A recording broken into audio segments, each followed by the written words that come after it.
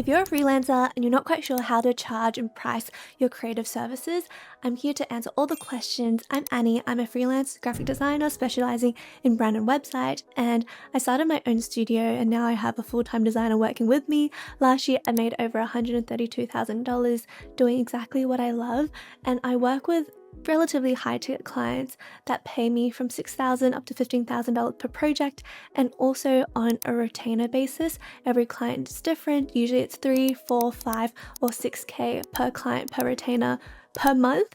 So you can see how that quickly gets you over the hump of making 10K months consistently.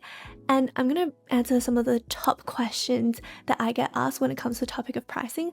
Number one, how do you decide what to charge for per project? And a lot of things go into this, but for me, it was pretty much seeing how much other designers are charging in my kind of space and level. So of course there's agencies that charge you an arm and a leg. I've seen an invoice by my ex-agency that I worked in. They charged around $25,000 for a very preliminary branding project, and guess who they got to work on those projects? Junior designers, which I was back then. And that was definitely out of my ideal client's range. My ideal client is usually a small to medium enterprise, which is companies. The sweet spot I think is like 50 employees is a really good mark, where they might be needing like a rebrand, they need professional services, but they probably don't have a full-time designer, a full-time videographer, a full-time copywriter potentially. And that is where you as a freelancer can come in. But of course, don't position yourself as a freelancer. You are a professional service provider, consultant, expert who can take over and just work magic, essentially. But I found the sweet spot is starting at 6K per project and going all the way up to 15K per project. And so what I do is the essentials bare minimum is 6K. If anyone wants to work with me with emptistudio, get a brand done, it'll be base minimum 6K. They get everything they need, and they can add on things if they want. But then 15K is the whole gamut. When you think of like the most robust brand identity design, they get everything. All the logos, brand guidelines, social media templates, newsletters, email marketing stuff, all of those things, plus their LinkedIn profile banners, plus marketing collateral, pitch decks, everything you can imagine. And that's in the 15K bundle. The 6K is all the logos, brand strategy, brand directions, color palette, graphics, brand guidelines, and one marketing material of choice. And there's one in the middle, that's 10K, which is the essentials for most businesses. So it's the base plus things like social media templates, plus their email signatures, business cards, letterheads, things like that. That's kind of in that middle tier of really this is what you want, but if you're tight on budget, you go for the 6K one. And I find that if I'm reaching out to the right people, small to medium enterprises, they usually don't have much pushback on the 6K mark. So what I would always say, your lowest package should be the one that you are very happy to do already. The higher ones are more upsales and they're anchors. So they anchor their expectation to say, oh my god, 15K, that's a lot. But then you say, hey, don't stress, because the 6K actually offers a lot.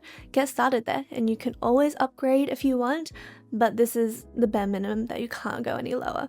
So I think that is what you should do starting out, is explore where people sit in your space, your quality of work, compare it to other people.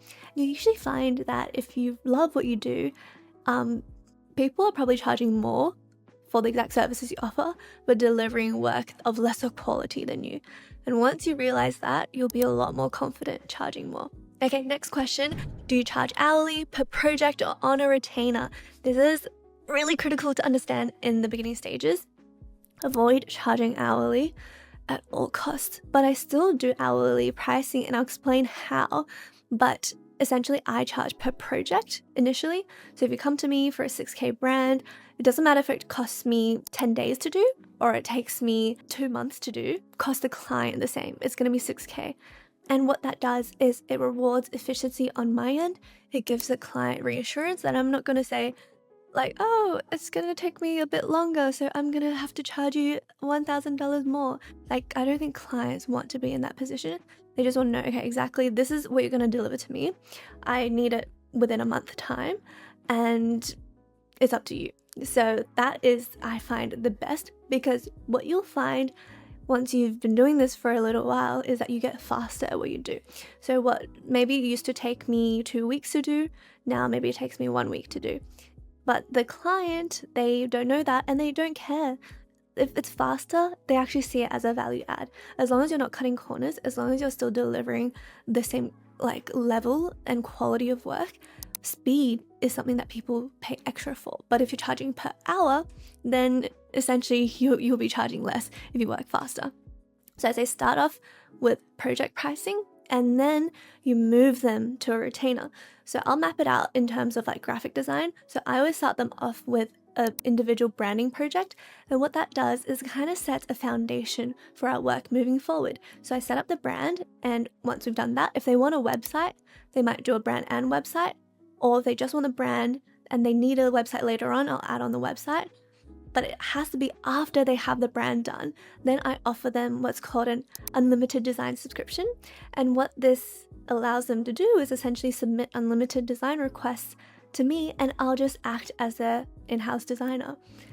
And it sounds intimidating for freelancers because it's oh my gosh, it's unlimited. Then how am I supposed to actually service them? How am I supposed to work on multiple clients if I have multiple design retainers? Don't worry, because what happens is they're going to brief you in on a task. You're going to give them an expectation of how long it takes. For example, one task might take 2 or 3 business days. For you, realistically, it might only take 1 business day to do. And for them, agencies take so long. The turnaround is longer than you think. But so if you can pick up the speed, and you'll be surely all right to service at least 2 clients. 3 clients is probably the sweet spot. 4 clients, it might be pushing a little bit. But on retainers, I usually suggest pricing at around minimum 3K mark, because think about how much they're paying full-time employees. If they're hiring a full-time designer, it's a 60K salary. If they're hiring a full-time videographer, same thing.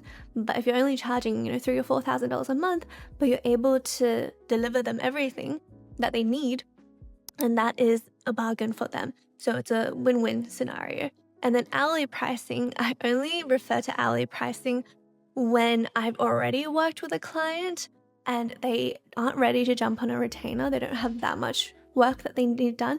They just need small things, or they need to add something to that initial scope of work. So for example, they paid for a 6K preliminary essential branding, but they say, oh, actually we also need a pitch deck done that's 10-20 pages. Then that's when I say, well, my hourly rate is $100 per hour, therefore this is going to be however much dollars add-on. So a $1,000 add-on for that pitch deck. And that's how you justify that, because it's really helpful when clients know, okay, so this is how long it takes you, and this is, how much I will be expecting to pay accordingly. But I never do hourly rates up front, because I want to just build that trust first, have the flexibility to work as fast or as slow as I need to get this done right. And usually once you hone your skills, you'll be working pretty fast. All right, next question. Should I require a deposit, and should I offer payment plans? Yes and yes, 100%. So 6K might sound like a lot, but I break it down into 4 monthly installments.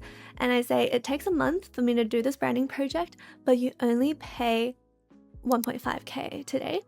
And then next month, when you pay 1.5K, you will have received your full brand already. And then you just pay it off as you go. And that, for clients, they perceive it as, oh, okay, it's not 6K anymore, it's 1.5K, and then 1.5K, and then 1.5K. Just like mortgages, you see a $1.5 million house, you think that's, oh my God, how am I ever going to afford that? But they break it down to monthly installments of $4,000, and you feel oh, okay, I can afford that. That's kind of what it feels like. And I don't charge an interest if they do a payment plan. I prefer it because for me, it's passive income. Once I finish this brand, I still have some money trickling in. So I think for me, it's nice as well. And 100% deposit. So that first installment for me acts as a non-refundable deposit. So you need a contract in place that states that clearly, that first installment is required to secure their slot in your calendar for them to book in that project, required prior to you doing anything. And then it's also non-refundable. So if they say, oh, like, for some reason, our company is going to be dissolved, that is non-refundable because you've already taken the time to probably understand the brand. You've done a lot of work up front already. It's a reassurance and a guarantee for you. So that is all the questions I had when I first got started on pricing. I'm sure there's going to be a lot more. So drop it in the comments below if you have any more questions. If you're curious how I actually find those high-ticket clients, how I book them, my sales process, and the client onboarding process, and how I actually transition them from project-based to retainers, you can join my 10K Masterclass, which you can scan the QR code for on the left right here. I dive into everything. So I'm looking forward to seeing you there.